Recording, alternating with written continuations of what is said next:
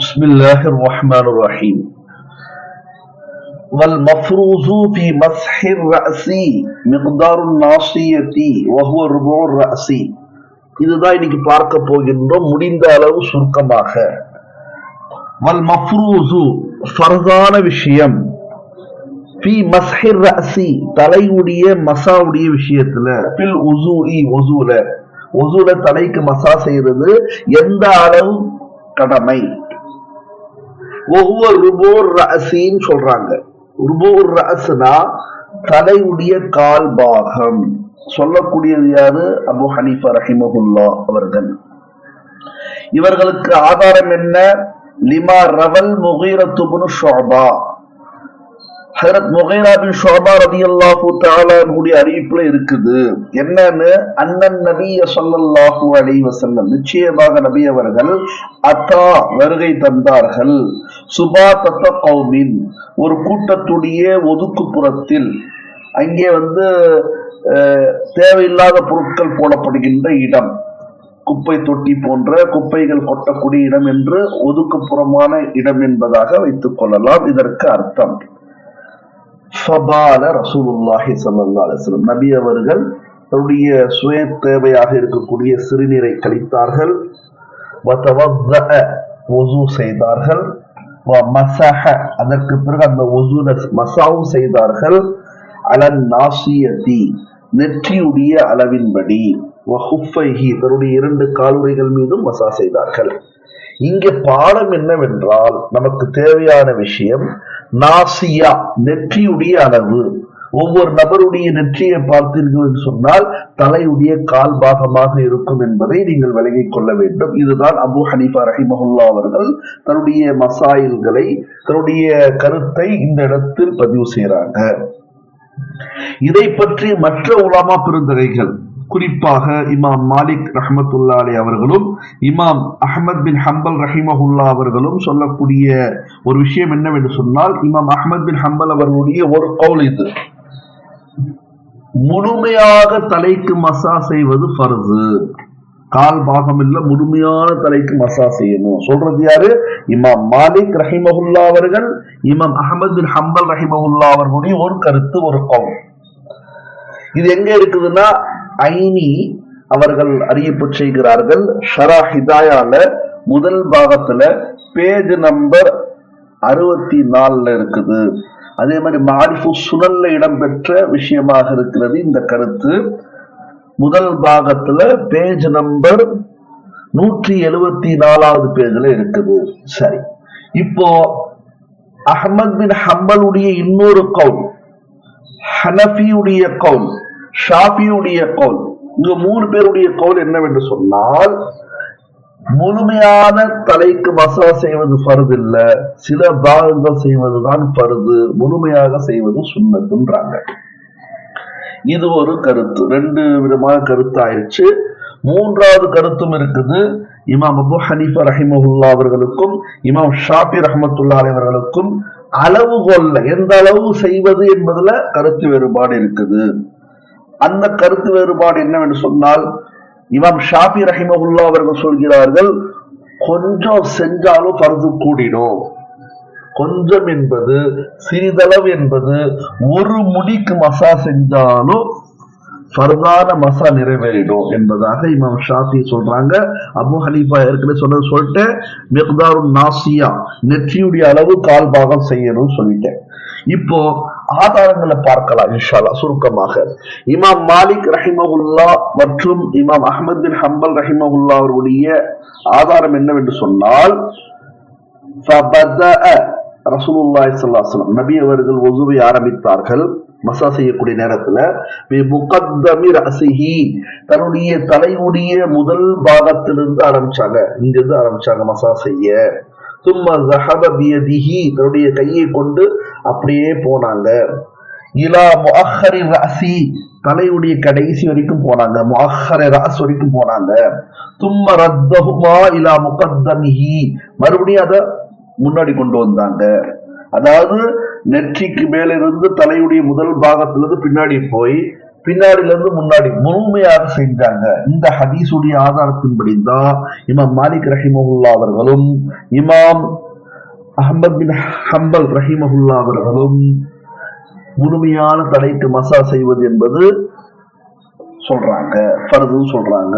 இது அஹ்மத் ரஹ்மத்துல்லாஹுடைய ஒரு கவுல்னு முதல்ல சொல்லிட்டோம். இது எங்க இருக்குதுன்னா தஹாவில முதல் பாகத்துல பேஜ் நம்பர் 27 இடம்பெற்ற ஹதீஸாக இருக்கிறது. இந்த ஹதீஸ் அங்கே பதிவு செய்யப்பட்டு இருக்கிறது. இதற்கு பதில் என்னவென்று சொன்னால், இந்த ஹதீஸுடைய பதில், இவங்களுடைய ஆதாரத்துக்கு பதில் என்னவென்று சொன்னால், இந்த எல்லா முழுமையாக நபி அவர்கள் செஞ்சது சுன்னத்து, பத்தோரை ஃபர்ஸ் இல்ல, ஃபர்ஸாக செய்யப்படல. இது கமால ஃபதீலத்து என்பதாக பதில் சொல்றாங்க நபி அவர்கள். நபி அவர்களுடைய இந்த அமல் கமால ஃபர்தியத் என்பதாக இமாம் அபு ஹனீஃபா ரஹிமஹுல்லா இந்த ஆதாரத்திற்கு பதில் சொல்றாங்க.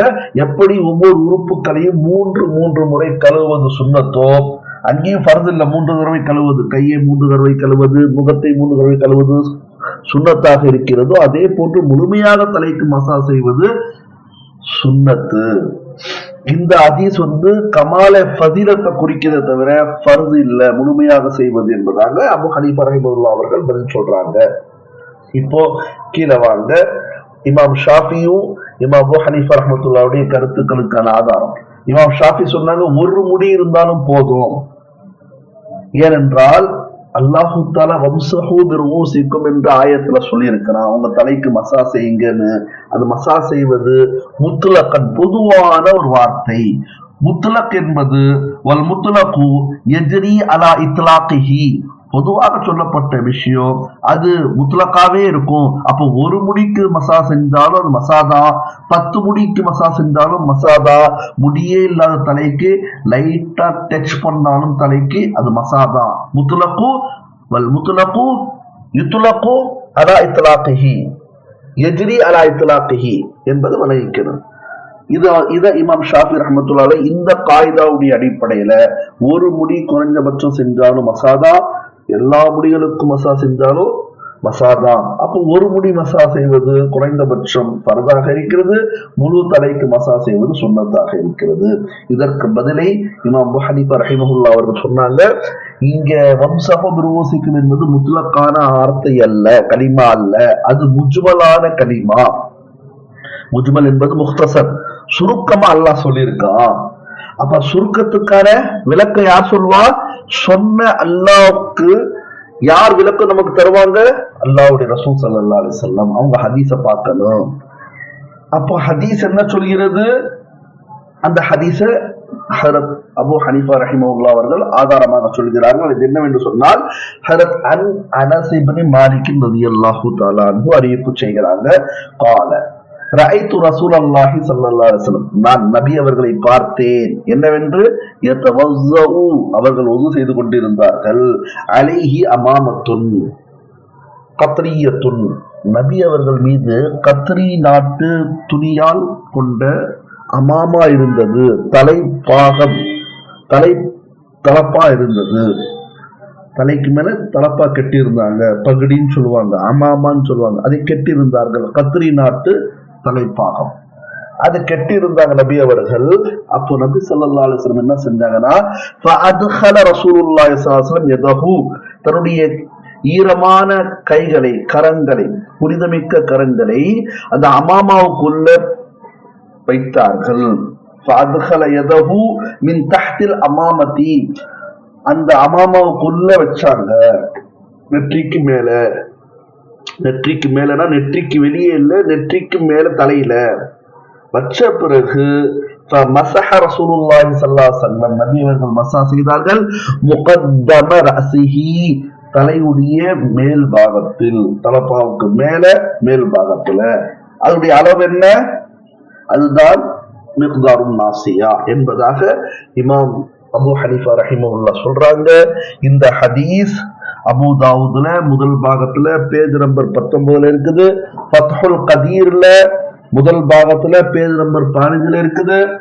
அல்லாமா ஐனி ரஹிமஹுல்லாஹ் அவர்கள் அறிவிப்பு செய்றாங்க, முதல் பாகத்துல பேஜ் நம்பர் 68 இருக்கிறது. இப்போ இதன் அடிப்படையில மிக்தார் நாசியா, நெற்றியுடைய அளவு மசா செய்வது பர்து, முழுமையான தலைக்கு மசா செய்வது சுன்னத்துன்னு சொல்றாங்க. இந்த உலமா பெருந்தவைகள் யாராக இருந்தாலும் சரி அவரவர்களுக்கான ஆதாரத்தை இதில் பதிவு செய்யறாங்க. எனவே அல்லாஹ் தஆலா நம் அனைவருக்கும் எல்லா பர்துகளையும், எல்லா சுன்னத்துகளையும், எல்லா சட்ட திட்டங்களையும் தாபியீன்கள், தாபியீன்கள், சஹாபாக்கள் எப்படி விளங்கி நமக்கு கொடுத்தாங்களோ, அவங்களுடைய விளக்கங்கள்லாம் என்ன இருக்குதோ அதன்படி அமல் செய்யக்கூடிய தௌஃபீக்கை அல்லாஹ் தந்துருவானாக. ஆமீன். வ ஆகிரு தஅவானா அல்ஹம்துலில்லாஹி ரப்பில் ஆலமீன். அஸ்ஸலாமு அலைக்கும் வரஹ்மத்துல்லாஹி வபரகாத்துஹு.